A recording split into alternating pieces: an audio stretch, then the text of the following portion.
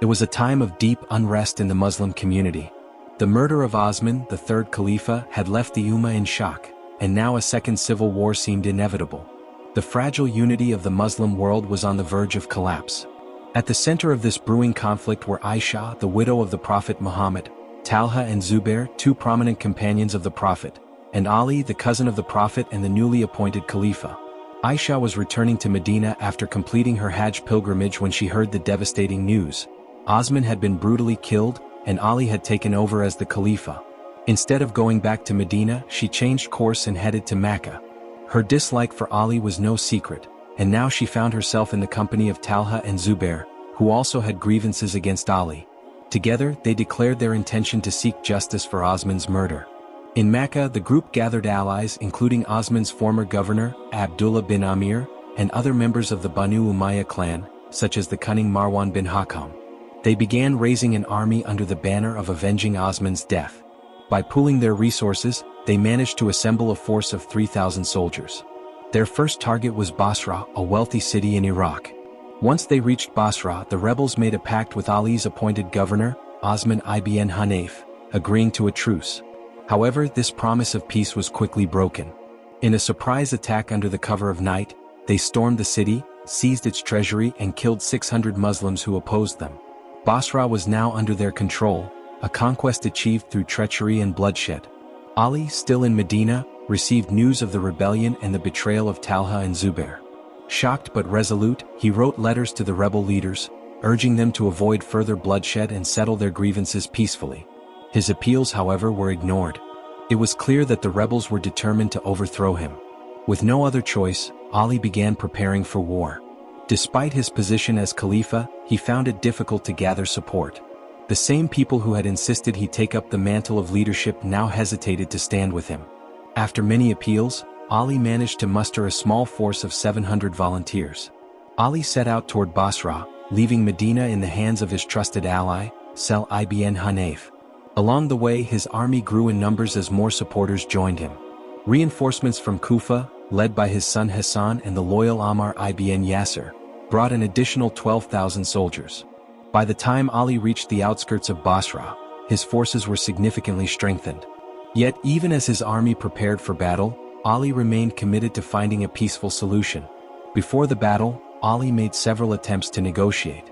He sent messages to Ayesha, Talha, and Zubayr, urging them to end the conflict through dialogue. He even suggested settling the matter by invoking God's judgment in prayer. When his efforts failed, Ali confronted Zubayr directly. Reminding him of a prophecy from the Prophet Muhammad, Ali said, "One day, Zubayr, you will fight against me and you will be in the wrong." Zubayr was deeply affected by Ali's words. Guilt-stricken, he decided to withdraw from the battle. However, as he journeyed back, he was ambushed and killed by a tribesman named Ammar bin Jermaz.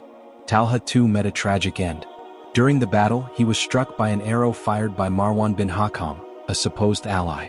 As Talha bled to death, Marwan remarked cynically, "Now I will not have to look for Usman's murderer anymore." With both Talha and Zubayr gone, the rebel army began to lose direction. Ayesha, seated atop a camel in her litter, became the rallying point for her soldiers. Fierce fighting broke out around her, with waves of warriors sacrificing themselves to protect their leader. Malik al-Ashta, Ali's fearless general, fought valiantly, cutting down countless enemies. One by one, he severed the arms of the soldiers holding the reins of Ayesha's camel. Despite their losses, the rebels fought on, inspired by Ayesha's cries to defend their cause. Eventually, Malik struck down the camel itself, bringing the chaotic battle to an end. Ayesha's litter fell to the ground, but she was unharmed. Ali ordered his men to treat Ayesha with the utmost respect. She was escorted to safety by her brother, Muhammad ibn Abu Bakr. Without their emblem of unity, the camel, and their leaders, the rebel army disintegrated. Ali forbade his troops from pursuing the fleeing soldiers, looting the enemy camp, or harming prisoners. His mercy extended even to his staunchest enemies, including Marwan and Abdullah bin Zubayr. After the battle, Ali entered Basra and addressed its people. He chastised them for blindly following leaders who had caused so much destruction. Despite the betrayal and bloodshed, Ali chose to pardon everyone involved in the rebellion. His actions reflected his unwavering commitment to justice, mercy, and the unity of the Muslim community.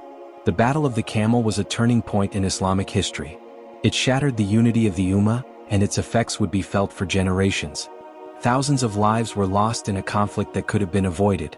Though Ali emerged victorious, it was a victory marked by grief and regret. Standing amidst the aftermath of the battle, he prayed, "O Lord, I have done all I could to preserve peace. The rest is in your hands." Thank you so much for watching, my beautiful brothers and sisters. I hope you enjoyed this story and found some inspiration in it. If you did, don't forget to give it a thumbs up, share with your friends, and of course subscribe to the channel for more amazing content. Hit that notification bell so you never miss an update. Stay blessed, and I'll see you in the next one.